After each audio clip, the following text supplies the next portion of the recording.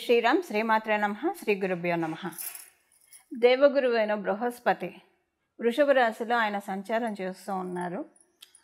ఈ 2025వ సంవత్సరం ఫిబ్రవరి 5వ తారీఖు నుంచి వక్రగతిలో ఉన్న గురు భగవానుడు సవ్యగతిలోకి వస్తున్నారు. కాలపురుషుడి కుండలిలో 2వ రాశి మరియు చంద్రభగవానుడికి పుష్కరాంశ ఆయన రాశి ఈ వృషభ రాశి. పుష్కరాంశ అంటే చంద్రభగవానుడు రోహిణి నక్షత్రం 2వ పాదంలో కనుక ఎవరి జన్మజాతకంలో అయినా ఉంటే అది శుభ పుష్కరాంశగా మనం కౌంట్ చేస్తాం.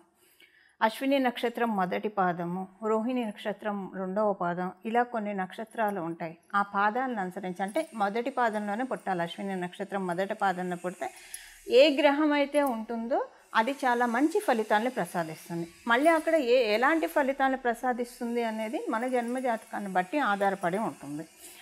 అయితే ఈ రోహిణి నక్షత్రం 2వ పాదంలో చంద్రభగవానుడు శుభ పుష్కరాంశ అని మనకి జ్యోతిష శాస్త్రం చెప్తుంది. ఈ వృషభ రాశిలో గురు భగవానుడు వక్రగతి నుంచి బయటకు వస్తున్నాడు. వక్రగతిలో నుంచి ఆయన బయటకు వచ్చినప్పుడు ద్వాదశ రాశుల వాళ్ళకి ఎలాంటి ఫలితాలను ఆయన ప్రసాదిస్తున్నాడు. అందున కాలపురుషుడు కుండలిలో 2వ రాశి ఆయన వృషభ రాశి, శుక్రాచార్యుల వారి రాశి. మనకు వచ్చే రిసోర్సెస్ అన్నీ కూడా అదే సూచిస్తుంది, వృషభ రాశి సూచిస్తుంది, ఎక్కువగా సూచిస్తుంది. మిగతా హౌసెస్ కూడా మనం చూడాలి, but major primary డిటర్మెంట్ house 2nd house అని మనం చెప్తాం. అయితే గురు భగవానుడు జీవకారకుడు కాబట్టి ఇప్పుడు ఇన్నాళ్ళు ఆయన వక్రగతిలో ఉన్నాడు. ఇప్పుడు సవ్యగతిలో వస్తూ ఏ విషయాలకి ఆయన జీవాన్ని పోస్తూ ఉన్నాడు, ఏ విషయాలకి ఆయన జీవాన్ని పోస్తూ ముందుకు నడిపిస్తూ ఉన్నాడు అన్న విషయాన్ని మనం ఇప్పుడు ద్వాదశ రాశుల వారికి కూడా విడివిడిగా మనం చూద్దాము. గోచారంలో చాలా అనేక శుభాంశాలు ముందు చోటు చేసుకోబోతూ ఉన్నాయి. అవన్నీ కూడా నేను రాబోయే వీడియోలో తెలియజేస్తాను. రాబోయే రోజుల్లో తొందరలోనే పోస్ట్ చేస్తాను అవన్నీ. ఇప్పుడు ఈ సమయంలో కాలపురుషుడు కుండలిలో ప్రత్యేకమైన యోగం ఏంటంటే శనైశ్వరుడు కుంభరాశిలో సంచారం చేస్తున్న సమయంలో గురు భగవానుడు వృషభ రాశిలో సంచారం చేయడము.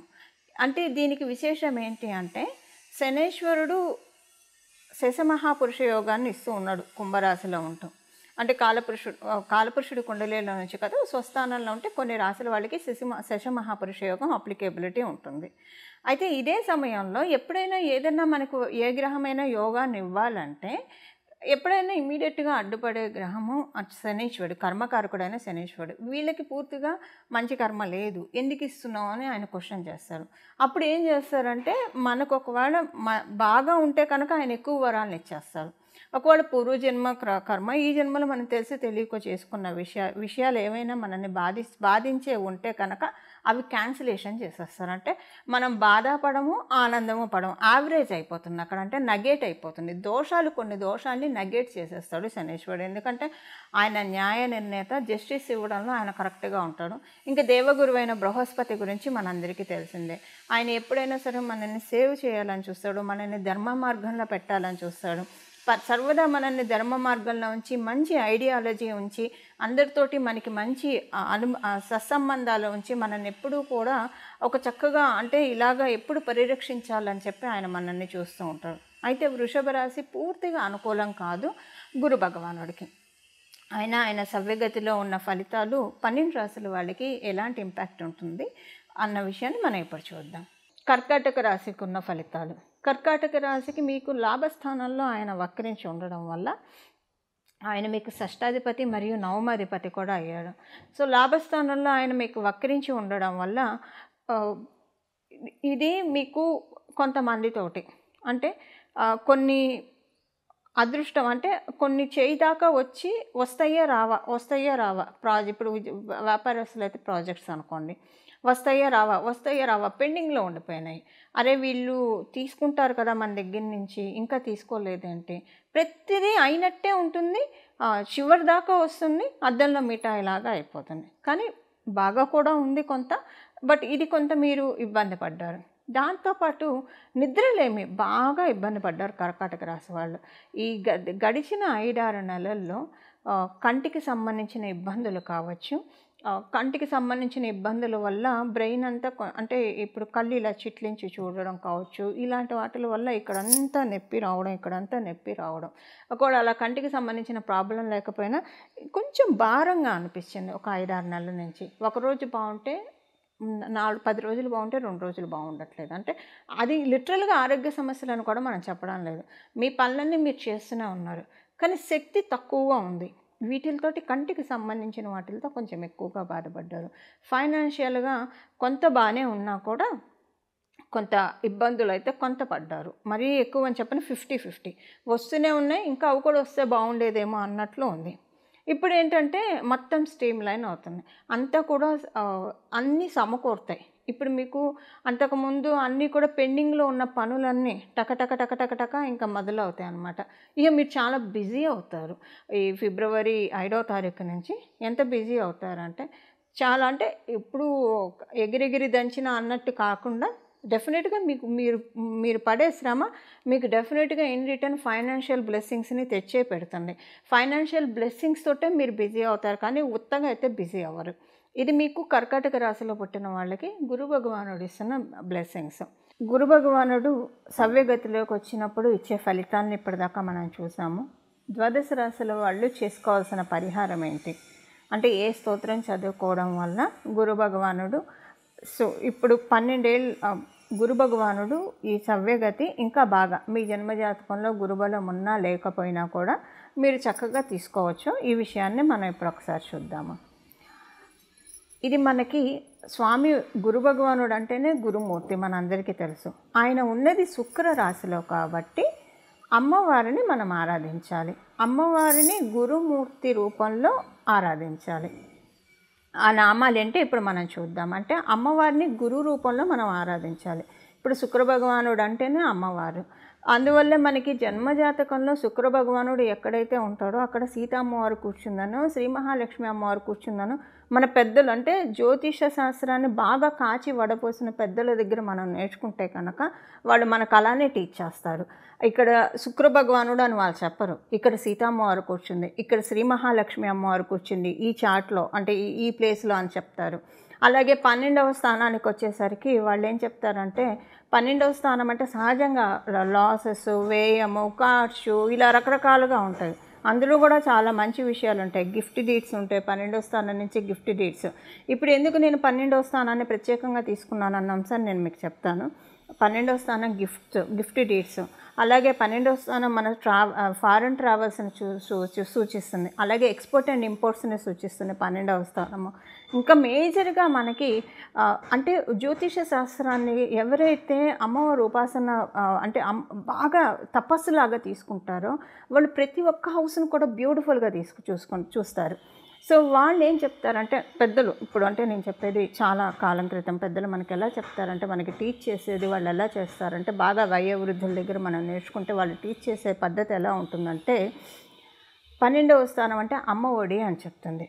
ఎప్పుడైనా సరే ఒక పసిబిడ్డడు తల్లి ఒడిలోనే ప్రశాంతంగా పడుకుంటారు. తల్లి ఒడి అంటే ఏంటంటే మన అమ్మ ఒడి కావచ్చు, లేదా జగన్మాత యొక్క ఒడి, తల్లి ఒడి.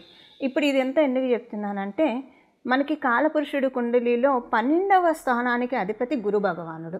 12వ స్థానానికి అధిపతి గురు భగవానుడు.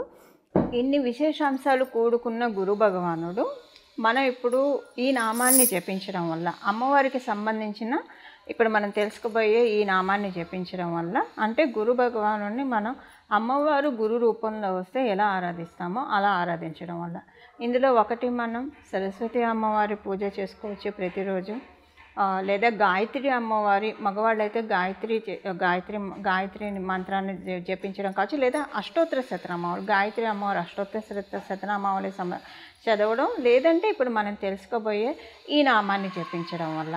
దీనివల్ల ఏమవుతుందంటే మనకి వ్యయస్థానం కనుక ఇప్పుడు మనకు ఒక మంచి అవకాశము, అంటే వ్యయస్థానం అంటే మీనరాశి, కాలపురుషుడు కుండలిలో నేను చెప్పేది వ్యయస్థానం, కాలపురుషుడు కుండలిలో మీనరాశి. ఎవరి జన్మ జాతకంలో వ్యయస్థానం బాగోలేదు కాలపురుషుడు కుండలిలో నుంచి, అలాగే వాళ్ళది కూడా ఇప్పుడు మనం చేసే ఈ నామాల వల్ల 2 సెట్ అయిపోతాయి.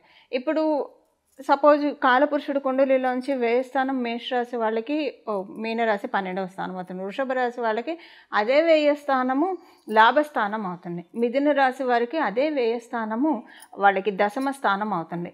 కర్కాటక రాశి వాళ్ళకి నవమ స్థానం అవుతుంది. సో అంటే దీనివల్ల ఏమవుతుందంటే వాళ్ళకి మీనరాశి ఏ పోర్ట్ఫోలియో వచ్చిందో ద్వాదశ భావాల్లో ఏ భావంలో కనుక అది సూచిస్తూ ఉంటే ఆ భావాన్ని మనం కరెక్ట్ చేసుకున్న వాళ్ళం అవుతాం. దానికే ఇప్పుడు మనం తెలుసుకోబోయే ఈ నామాలు చక్కటి ఫలితాలను ఇస్తాయి. ఒకవేళ బ్యాడ్ ఇంపాక్ట్స్ ఇస్తూ ఉంటే బ్యాడ్ ఇంపాక్ట్స్ని మనం తీసేస్తున్నాయి. అండ్ 12వ స్థానం మోక్షస్థానం అని చెప్తుంది జ్యోతిష శాస్త్రం. మోక్షస్థానం అంటే ఏంటంటే ఇప్పుడు మోక్షం అంటే ఒకటే మోక్షం అని కాదు, మనకున్న కష్టాల నుంచి కూడా మనకి మోక్షం కలగాలి, మనకున్న బాధల నుంచి కూడా మనకి మోక్షం కలగాలి. అది కలిగినా కూడా మనం లిబరేట్ చేస్తుంది. 12th హౌస్ మనల్ని లిటరల్గా లిబరేట్ చేస్తుంది మన చుట్టూ ఉన్న బ్యాడ్ సిచ్యువేషన్స్ నుంచి. సో ఇప్పుడు మన చుట్టూ ఉన్న బ్యాడ్ సిచ్యువేషన్స్ ఒకవేళ ఉంటే కనుక వాటి నుంచి మనం లిబరేట్ చేసుకోవడానికి, అలాగే 12వ స్థానాన్ని బలపరుచుకోవడానికి, కాలపురుషుడు కుండలిలో 12వ స్థానాన్ని అది గురు భగవానుడి స్థానం కాబట్టి దాన్ని బలపరుచుకోవడానికి ఇది చక్కటి అవకాశం, ఒక సువర్ణ అవకాశం, ఒక మహత్తర అవకాశము. అది ఎలానే ఇప్పుడు మనం చూద్దాము. ఇప్పుడు మనం మంత్రం చూద్దాము. అమ్మవారిని ఆ గురు రూపంలో ప్రార్థించాలంటే ఏ మంత్రం అయితే మనకి సత్వరమైన ఫలితాలు వస్తాయో అది మనం చూద్దాము. వాగ్దేవ్యే నమః హంసాసనాయే నమః. వాగ్దేవ్యే నమః హంసాసనాయే నమః. వాగ్దేవ్యే నమః హంసాసనాయే నమః. ఈ నామం జపించడం వల్ల ప్రతిరోజు 108 సార్లు, 21 సార్లు లేదా 108 సార్లు ప్రతిరోజు ఈ నామాన్ని జపించడం వల్ల మనకి ఇప్పుడు ప్రస్తుతం గోచారంలో గురు భగవానుడు ఉన్న సవ్యగతి మన కుండలిలో మన జన్మజాతకంలో ధనుసు రాశిని మీనరాశిని కూడా చక్కగా క్యూర్ చేస్తుంది. ఇది ఒక ట్రీట్మెంట్ లాగా కూడా మనం భావించవచ్చు. అంటే ఏదన్నా ఇబ్బందులు ఉంటే, ఆ రాశులకు సంబంధించిన ఇబ్బందులు ఉంటే వాటన్నిటినీ కూడా తీసి ఆ దోషాలన్నీ కూడా చాలా నివృత్తి చేయబడతాయి. అలాగే యోగాలు ఉంటాయి, కొన్నిసార్లు యోగాలు ఇనాక్టివ్ స్టేట్లో ఉంటాయి. ఎప్పుడైనా అవయోగాలు నిద్రాణంగా ఉంటే మంచిది, యోగాలు నిద్రాణంగా ఉండకూడదు, జాగృత అవస్థలో ఉండాలి. అయితే ఒక్కొక్కసారి రివర్స్ అవుతూ ఉంటుంది. అవయోగాలేమో జాగృత అవస్థలో ఉంటాయి, యోగాలు నిద్రావస్థలో ఉంటాయి. అందుకే లైఫ్లో చాలా సమస్యలు ఒక్కోసారి చుట్టుముట్టేస్తూ ఉంటాయి. సో ఇలాంటి ప్రత్యేకించి కన్ఫ్యూజన్ స్టేట్లో ఉన్నప్పుడు, ఎందుకంటే గురువుయే మనకి సరైన గైడెన్స్ ఇవ్వగలుగుతాడు, సరైన మార్గనిర్దేశం చేయగలిగేది ఒక గురు భగవానుడు మాత్రమే. సో మనకి అలాంటి సందిగ్ధ పరిస్థితులు రాకుండా ఉండడానికి ఇప్పుడు మనం తెలుసుకున్న ఈ నామాలు జపించడం వల్ల చాలా చక్కటి సత్ఫలితాలు గోచారంలో ఉన్న గ్రహ దేవతలు మనకి కలగజేస్తాయి. మంగళం. నమో భగవతే వాసుదేవాయ.